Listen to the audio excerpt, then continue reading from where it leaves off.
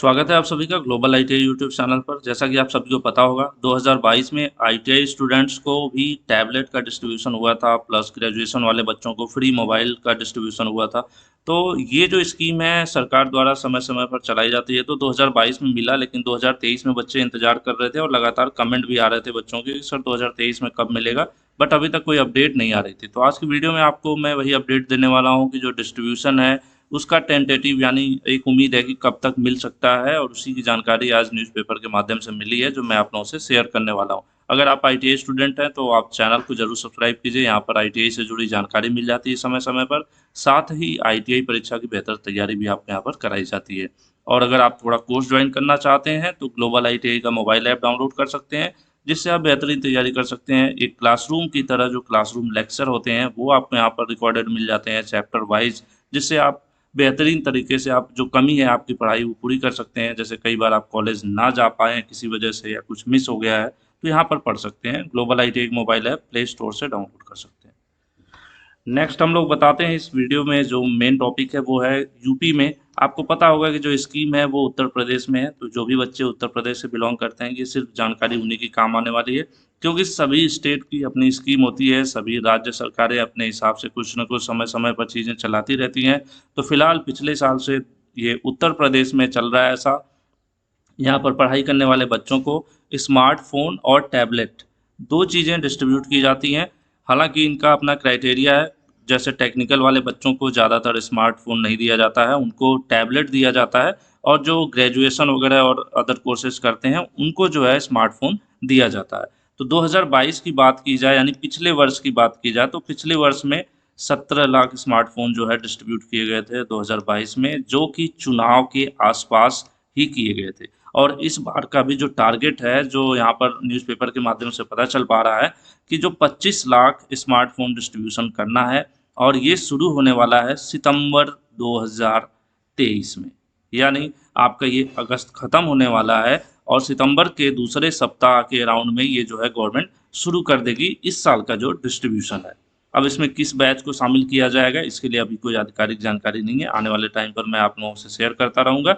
और ऐसा क्यों करने वाली है, क्योंकि आपको पता है कि जो नेक्स्ट चुनाव है आपका जनवरी के आसपास जो है आचार संहिता लागू कर दी जाती है। आचार संहिता हमेशा लगभग जो चुनाव होना है उससे 1-2 महीने 3 महीने पहले लगाया जाता है। तो इस दौरान क्या होता है कि सरकार ना तो कोई नया काम कर सकती है, ना कोई फ्री वाला काम कर सकती है इस तरह से, जैसे लुभावने कोई स्कीम नहीं लॉन्च कर सकती है, भर्तियां नहीं कर पाती है।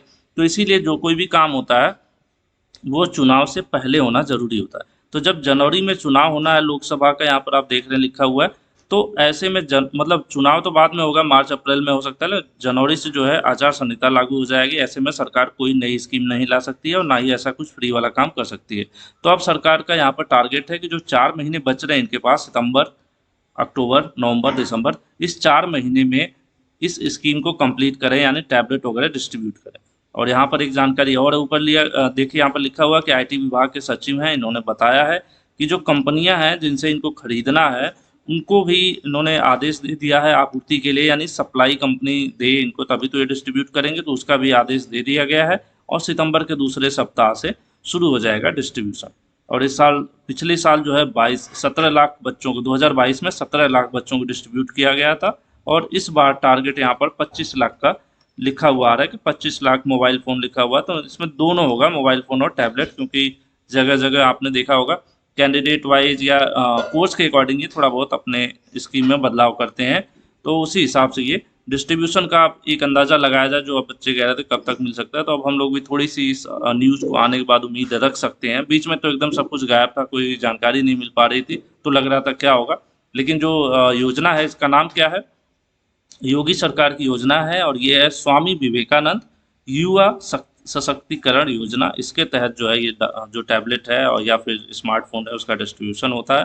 तो अब हम लोग एक अंदाज़ा लगा सकते हैं, एक उम्मीद रख सकते हैं कि चलो भाई चुनाव से पहले सितंबर, अक्टूबर, नवंबर ये जो टाइम है इस दौरान हो सकता है कि ये जो स्कीम है अगर सचमुच इनका सब कुछ हिसाब से चलता रहा, तो जो भी बच्चे आईटीआई कर रहे हैं या फिर अन्य कोर्स कर रहे हैं वो ग्रेजुएशन के बच्चों को भी मिलता है, पॉलिटेक्निक के बच्चों को भी मिलता है, बस क्राइटेरिया अलग रहता है कि टेक्निकल वालों को ज़्यादातर स्मार्टफोन देते हैं और नॉन टेक वगैरह ग्रेजुएशन वगैरह को ज़्यादातर मोबाइल फ़ोन देते हैं। तो अब थोड़ी सी यहाँ से जो अपडेट आई है, ये जो न्यूज़ आई है, इससे थोड़ा सा लग रहा है कि चलो, क्योंकि काफ़ी पिछली बार जो था 2022 में मई जून के अराउंड में ही डिस्ट्रीब्यूशन हो गए थे।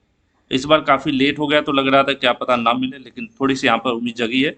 तो मुझे उम्मीद है कि आप लोगों को वीडियो पसंद आया होगा, और जैसे मैं सोच रहा हूँ वैसे आप भी सोच रहे होंगे कि चलो मिल जाए तो अच्छा है। तो आज के लिए इतना ही रखते हैं। ये उत्तर प्रदेश के लिए न्यूज़ थी, अन्य राज्य पे लागू नहीं होती है, मैं दोबारा रिपीट कर देता हूँ। आज के लिए इतना ही रखते हैं, धन्यवाद।